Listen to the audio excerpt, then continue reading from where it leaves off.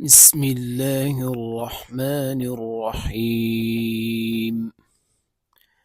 لا يحب الله الجهر بالسوء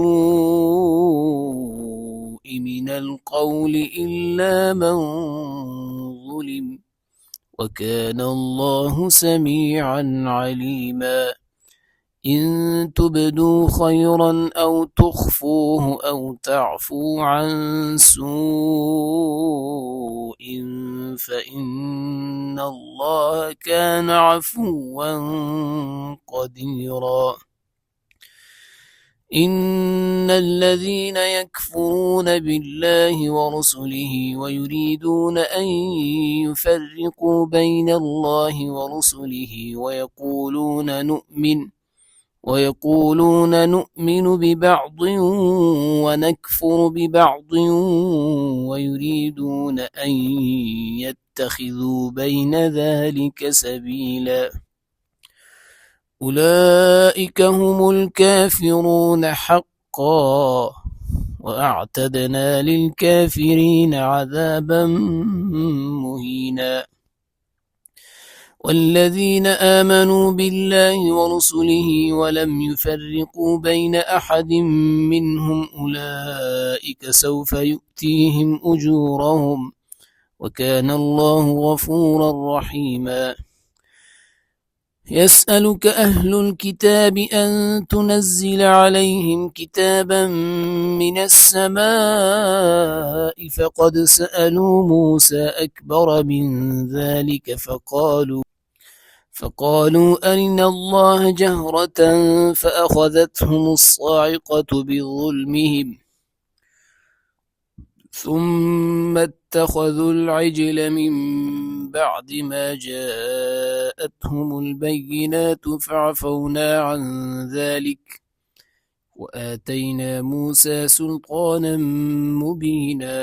ورفعنا فوقهم الطور بميثاقهم وقلنا لهم ادخلوا الباب سجدا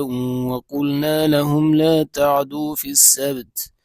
وأخذنا منهم ميثاقا غليظا. فبما نقضهم ميثاقهم وكفرهم بآيات الله وقتلهم الأنبياء بغير حق وقولهم قلوبنا غلف بل طبع الله عليها بكفرهم فلا يؤمنون إلا قليلا. وبكفرهم وقولهم على مريم بهتانا عظيما، وقولهم إنا قتلنا المسيح عيسى بن مريم رسول الله وما قتلوه وما صلبوه ولكن شبه لهم، وإن الذين اختلفوا فيه لفي شك منه ما لهم به من علم إلا اتباع الظن وما قتلوه يقينا بل رفعه الله إليه وكان الله عزيزا حكيما. وإن من أهل الكتاب إلا ليؤمنن به قبل موته ويوم القيامة يكون عليهم شهيدا. فبظلم من الذين هادوا حرمنا عليهم طيبات أحلت لهم وبصدهم عن سبيل الله كثيرا وأخذهم الربا وقد نهوا عنه وأكلهم أموال الناس بالباطل وأعتدنا للكافرين منهم عذابا أليما. لكن الراسخون في العلم منهم والمؤمنون يؤمنون بما أنزل إليك وما أنزل من قبلك والمقيمين الصلاة والمؤتون الزكاة والمؤمنون بالله واليوم الآخر أولئك سنؤتيهم أجرا عظيما. إنا أوحينا إليك كما أوحينا إلى نوح والنبيين من بعده وأوحينا إلى إبراهيم وإسماعيل وإسحاق ويعقوب والأسباط وعيسى وأيوب ويونس وهارون وسليمان وآتينا داود زبورا ورسلا قد قصصناهم عليك من قبل ورسلا لم نقصصهم عليك وكلم الله موسى تكليما رسلا مبشرين ومنذرين لئلا يكون للناس على الله حجة بعد الرسل وكان الله عزيزا حكيما لكن الله يشهد بما أنزل إليك أنزله بعلمه والملائكة يشهدون وكفى بالله شهيدا إن الذين كفروا وصدوا عن سبيل الله قد ضلوا ضلالا بعيدا إن الذين كفروا وظلموا لم يكن الله ليغفر لهم ولا ليهديهم طريقا إلا طريق جهنم خالدين فيها أبدا وكان ذلك على الله يسيرا يا أيها الناس قد جاءكم الرسول بالحق من ربكم فآمنوا خيرا لكم وإن تكفروا فإن لله ما في السماوات والأرض وكان الله عليما حكيما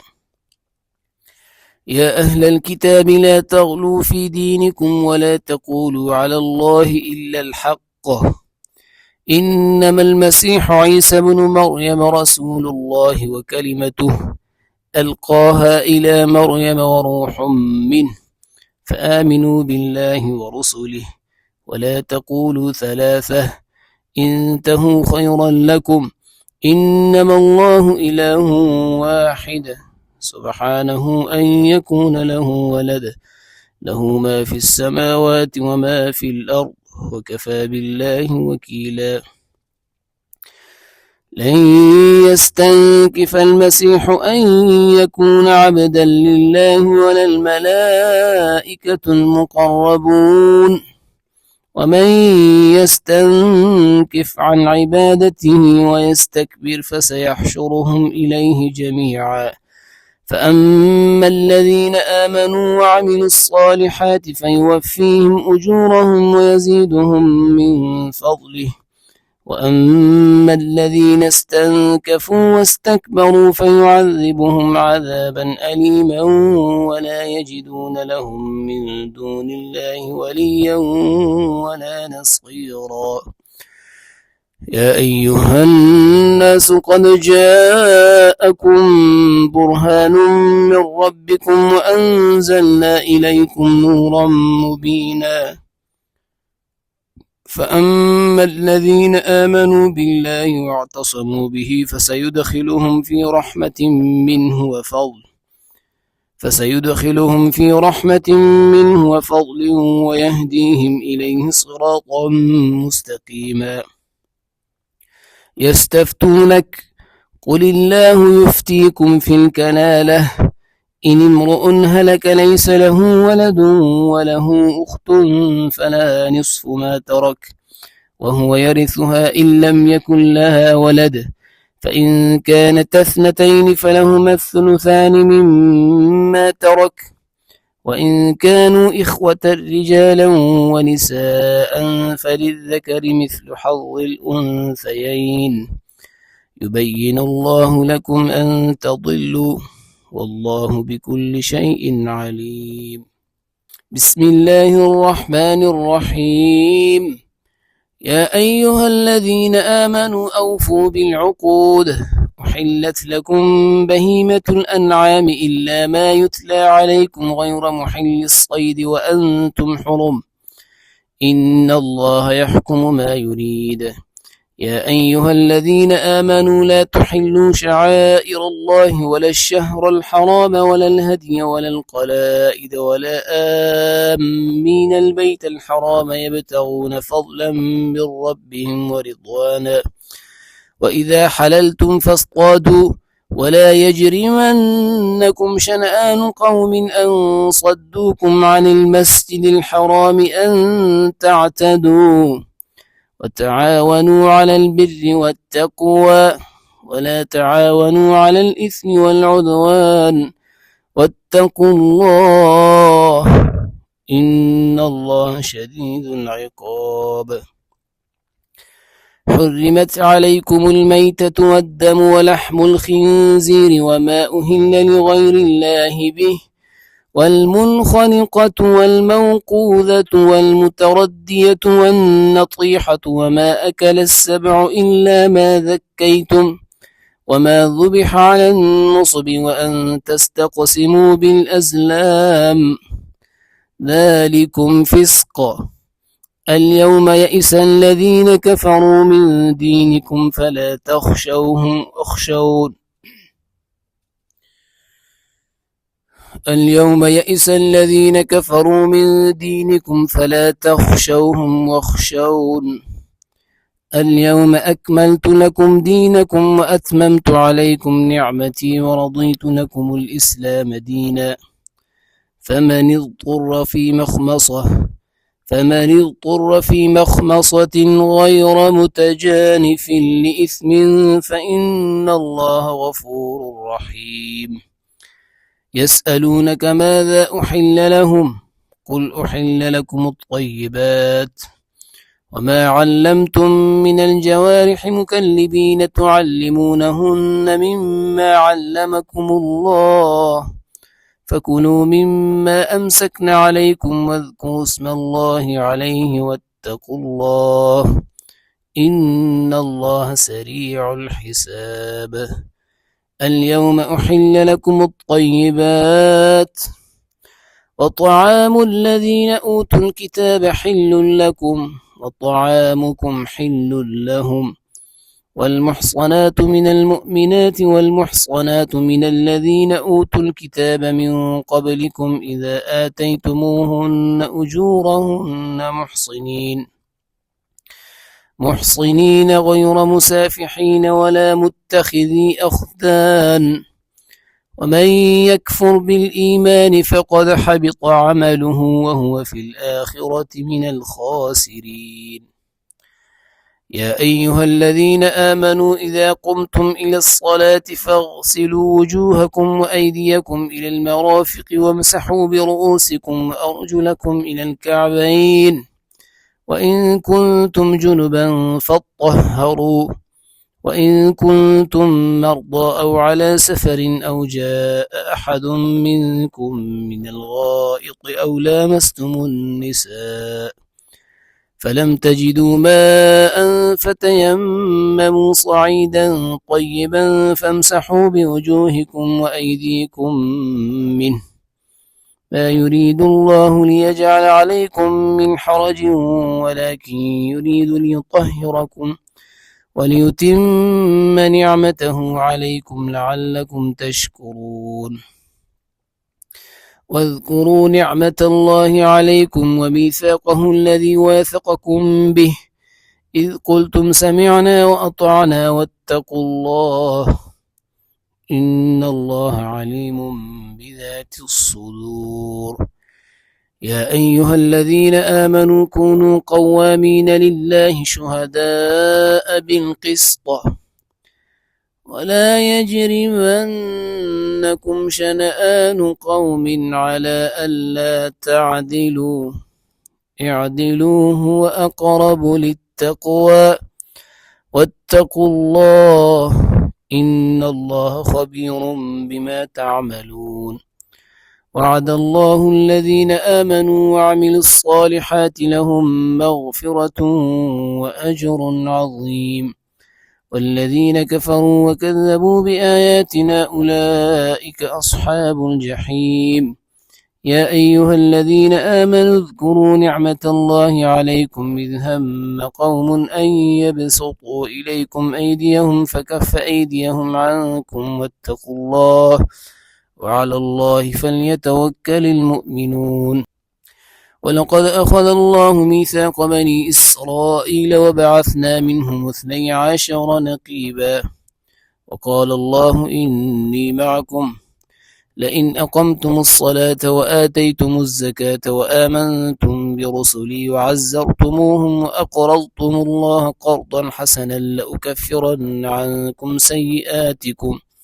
ولأدخلنكم جنات تجري من تحتها الأنهار فمن كفر بعد ذلك منكم فقد ضل سواء السبيل فبما نقضهم ميثاقهم لعناهم وجعلنا قلوبهم قاسية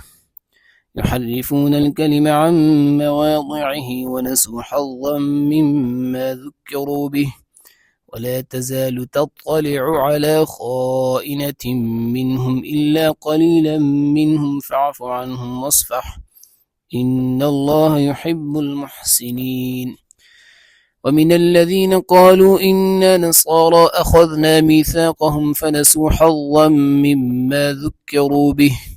فأغرينا بينهم العداوة والبغضاء إلى يوم القيامة وسوف ينبئهم الله بما كانوا يصنعون يا أهل الكتاب قد جاءكم رسولنا يبين لكم كثيرا مما كنتم تخفون من الكتاب ويعفو عن كثير قد جاءكم من الله نور وكتاب مبين يهدي به الله من اتبع رضوانه سبل السلام ويخرجهم من الظلمات إلى النور بإذنه ويهديهم إلى صراط مستقيم لقد كفر الذين قالوا إن الله هو المسيح ابن مريم قل فمن يملك من الله شيئا إن أراد أن يهلك المسيح ابن مريم وأمه ومن في الأرض جميعا ولله ملك السماوات والأرض وما بينهما يخلق ما يشاء والله على كل شيء قدير وقالت اليهود والنصارى نحن أبناء الله وأحباؤه قل فلم يعذبكم بذنوبكم بل أنتم بشر ممن خلقه يغفر لمن يشاء ويعذب من يشاء ولله ملك السماوات والأرض وما بينهما وإليه المصير يا أهل الكتاب قد جاءكم رسولنا يبين لكم على فترة من الرسل أن تقولوا ما جاءنا من بشير ولا نذير فقد جاءكم بشير ونذير والله على كل شيء قدير وإذ قال موسى لقومه يا قوم اذكروا نعمة الله عليكم إذ جعل فيكم أنبياء وجعلكم ملوكا اذكروا نعمة الله عليكم إذ جعل فيكم أنبياء وجعلكم ملوكا وآتاكم ما لم يؤت أحدا من العالمين يا قوم ادخلوا الأرض المقدسة التي كتب الله لكم ولا ترتدوا على أدباركم فتنقلبوا خاسرين قالوا يا موسى إن فيها قوما جبارين وإنا لن ندخلها حتى يخرجوا منها فإن يخرجوا منها فإنا داخلون قال رجلان من الذين يخافون أنعم الله عليهم ادخلوا عليهم الباب فإذا دخلتموه فإنكم غالبون وعلى الله فتوكلوا إن كنتم مؤمنين قالوا يا موسى إنا لن ندخلها أبدا ما داموا فيها فاذهب أنت وربك فقاتلا إنا هاهنا قاعدون قال رب إني لا أملك إلا نفسي وأخي فافرق بيننا وبين القوم الفاسقين قال فإنها محرمة عليهم 40 سنة يتيهون في الأرض فلا تأس على القوم الفاسقين واتل عليهم نبأ ابني آدم بالحق إذ قربا قربانا فتقبل من أحدهما ولم يتقبل من الآخر قال لأقتلنك قال إنما يتقبل الله من المتقين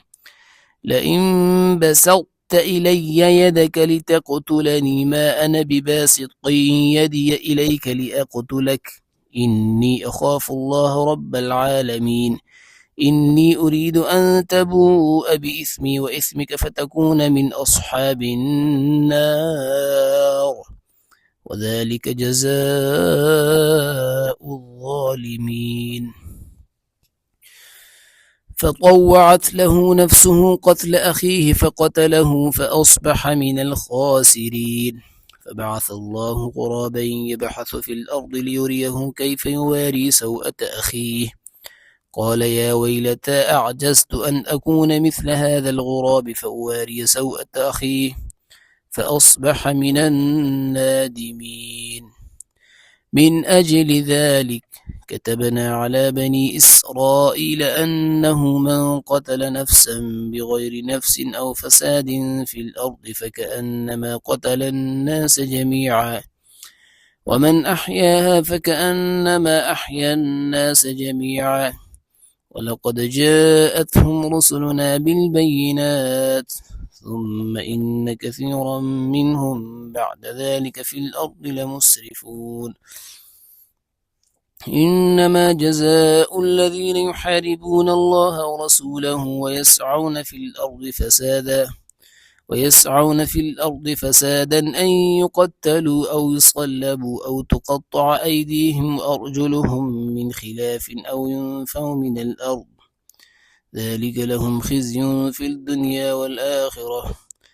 ذلك لهم خزي في الدنيا ولهم في الآخرة عذاب عظيم إلا الذين تابوا من قبل أن تقدروا عليهم فاعلموا أن الله غفور رحيم يا أيها الذين آمنوا اتقوا الله وابتغوا إليه الوسيلة وجاهدوا في سبيله لعلكم تفلحون إن الذين كفروا لو أن لهم ما في الأرض جميعا ومثله معه ليفتدوا به من عذاب يوم القيامة ما تقبل منهم ولهم عذاب أليم يريدون أن يخرجوا من النار وما هم بخارجين منها ولهم عذاب مقيم والسارق والسارقة فاقطعوا أيديهما جزاء بما كسبا نكالا من الله والله عزيز حكيم فمن تاب من بعد ظلمه وأصلح فإن الله يتوب عليه إن الله غفور رحيم ألم تعلم أن الله له ملك السماوات والأرض يعذب من يشاء ويغفر لمن يشاء والله على كل شيء قدير يا أيها الرسول لا يحزنك الذين يسارعون في الكفر من الذين قالوا آمنا بأفواههم ولم تؤمن قلوبهم ومن الذين هادوا سماعون للكذب سماعون لقوم آخرين لم يأتوك يحرفون الكلم من بعد مواضعه يقولون إن أوتيتم هذا فخذوه وإن لم تؤتوه فاحذروا ومن يرد الله فتنته فلن تملك له من الله شيئا أولئك الذين لم يرد الله أن يطهر قلوبهم لهم في الدنيا خزي ولهم في الآخرة عذاب عظيم سماعون للكذب أكالون للسحت فإن جاءوك فاحكم بينهم أو أعرض عنهم وإن تعرض عنهم فلن يضروك شيئا وإن حكمت فاحكم بينهم بالقسطة إن الله يحب المقسطين وكيف يحكمونك وعندهم التوراة فيها حكم الله ثم يتولون من بعد ذلك وما أولئك بالمؤمنين إنا أنزلنا التوراة فيها هدى ونور يحكم بها النبيون الذين أسلموا للذين هادوا والربانيون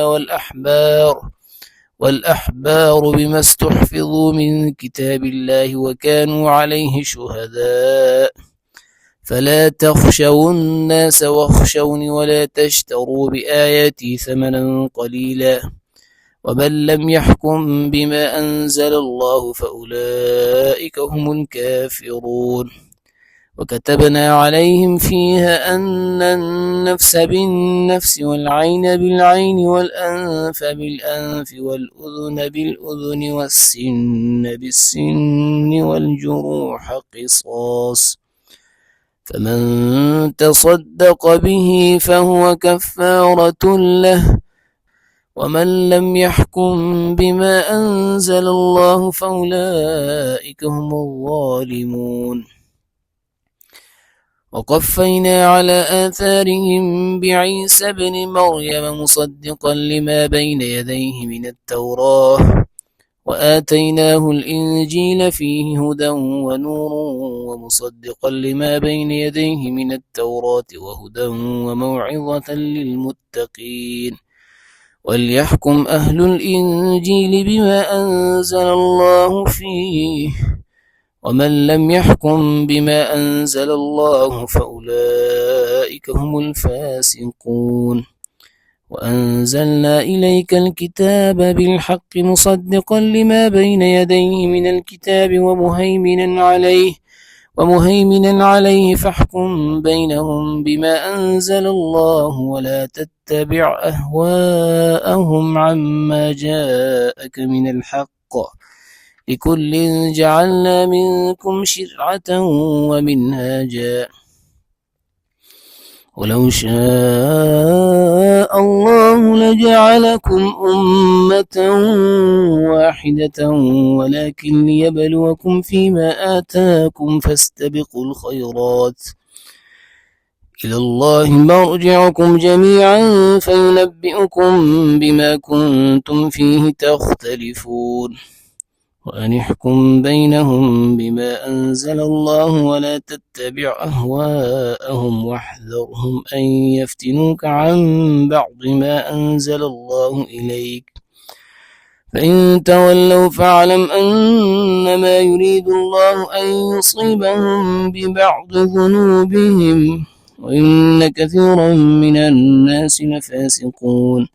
أفحكم الجاهلية يبغون ومن أحسن من الله حكما لقوم يوقنون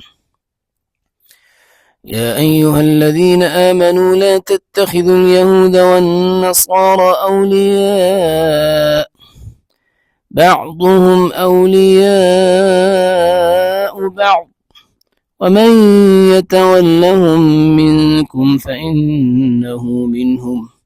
إن الله لا يهدي القوم الظالمين فترى الذين في قلوبهم مرض يسارعون فيهم يقولون نخشى أن تصيبنا دائرة فعسى الله أن يأتي بالفتح أو أمر من عنده فيصبحوا على ما أسروا في أنفسهم نادمين ويقول الذين آمنوا أهؤلاء الذين أقسموا بالله جهد أيمانهم إنهم لمعكم حبطت أعمالهم فأصبحوا خاسرين يا أيها الذين آمنوا من يرتد منكم عن دينه فسوف يأتي الله بقوم يحبهم ويحبونه أذلة على المؤمنين أعزة على الكافرين يجاهدون في سبيل الله ولا يخافون لومة لائم ذلك فضل الله يؤتيه من يشاء والله واسع عليم إنما وليكم الله ورسوله والذين آمنوا الذين يقيمون الصلاة ويؤتون الزكاة وهم راكعون ومن يتول الله ورسوله والذين آمنوا فإن حزب الله هم الغالبون. يا أيها الذين آمنوا لا تتخذوا الذين اتخذوا دينكم هزوا ولعبا من الذين أوتوا الكتاب من قبلكم والكفار أولياء واتقوا الله إن كنتم مؤمنين. وإذا ناديتم إلى الصلاة اتخذوها هزوا ولعبا ذلك بأنهم قوم لا يعقلون. قل يا أهل الكتاب هل تنقمون منا إلا أن آمنا بالله وما أنزل إلينا وما أنزل من قبل وأن أكثركم فاسقون. قل هل أنبئكم بشر من ذلك مثوبة عند الله بل لعنه الله وغضب عليه وجعل منهم القردة والخنازير وعبد الطاغوت أولئك شر مكانا وأضل عن سواء السبيل. وإذا جاءوكم قالوا آمنا وقد دخلوا بالكفر وهم قد خرجوا به والله أعلم بما كانوا يكتمون. وترى كثيرا منهم يسارعون في الإثم والعدوان وأكلهم السحت لبئس ما كانوا يعملون. لولا ينهاهم الربانيون والأحبار عن قولهم الإثم وأكلهم السحت لبئس ما كانوا يصنعون. وقالت اليهود يد الله مغلولة غلت أيديهم ولعنوا بما قالوا بل يداه مبسوطتان ينفق كيف يشاء وليزيدن كثيرا منهم ما أنزل إليك من ربك طغيانا وكفرا وألقينا بينهم العداوة والبغضاء إلى يوم القيامة كلما أوقدوا نارا للحرب أطفأها الله ويسعون في الأرض فسادا والله لا يحب المفسدين. ولو أن أهل الكتاب آمنوا واتقوا لكفرنا عنهم سيئاتهم ولأدخلناهم جنات النعيم. ولو أنهم أقاموا التوراة والإنجيل وما أنزل إليهم من ربهم لأكلوا من فوقهم ومن تحت أرجلهم منهم أمة مقتصدة وكثير منهم ساء ما يعملون. يا أيها الرسول بلغ ما أنزل إليك من ربك وإن لم تفعل فما بلغت رسالته والله يعصمك من الناس إن الله لا يهدي القوم الكافرين. قل يا أهل الكتاب لستم على شيء حتى تقيموا التوراة والإنجيل وما أنزل إليكم من ربكم وليزيدن كثيرا منهم ما أنزل إليك من ربك طغيانا وكفرا فلا تأس على القوم الكافرين. إن الذين آمنوا والذين هادوا والصابئون والنصارى من آمن بالله واليوم الآخر وعمل صالحا فلا خوف عليهم ولا هم يحزنون. لقد أخذنا ميثاق بني إسرائيل وأرسلنا إليهم رسلا كلما جاءهم رسول بما لا تهوى أنفسهم فريقا كذبوا وفريقا يقتلون وحسبوا ألا تكون فتنة فعموا وصموا ثم تاب الله عليهم ثم عموا وصموا كثير منهم والله بصير بما يعملون. لقد كفر الذين قالوا إن الله هو المسيح ابن مريم وقال المسيح يا بني إسرائيل اعبدوا الله ربي وربكم إنه من يشرك بالله فقد حرم الله عليه الجنة ومأواه النار وما للظالمين من أنصار لقد كفر الذين قالوا إن الله ثالث ثلاثة وما من إله إلا إله واحد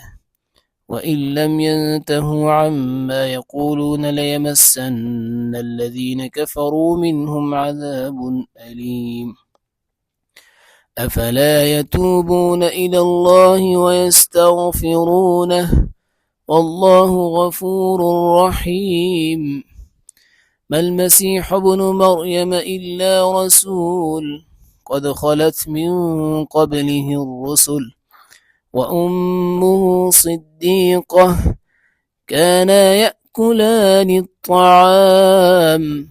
انظر كيف نبين لهم الآيات ثم انظر أنا يؤفكون قل أتعبدون من دون الله ما لا يملك لكم ضرا ولا نفعا والله هو السميع العليم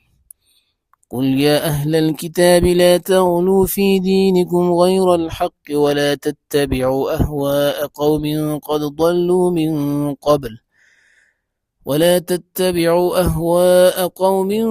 قد ضلوا من قبل وأضلوا كثيرا وضلوا عن سواء السبيل لعن الذين كفروا من بني إسرائيل على لسان داود وعيسى بن مريم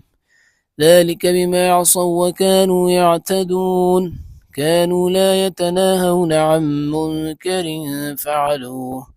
لبئس ما كانوا يفعلون ترى كثيرا منهم يتولون الذين كفروا لبئس ما قدمت لهم أنفسهم أن سخط الله عليهم وفي العذاب هم خالدون ولو كانوا يؤمنون بالله والنبي وما أنزل إليه ما اتخذوهم أولياء ولكن كثيرا منهم فاسقون لتجدن أشد الناس عداوة للذين آمنوا اليهود والذين أشركوا ولتجدن أقربهم مودة للذين آمنوا الذين قالوا إنا نصارى ذلك بأن منهم قسيسين ورهبانا وأنهم لا يستكبرون صدق الله العظيم.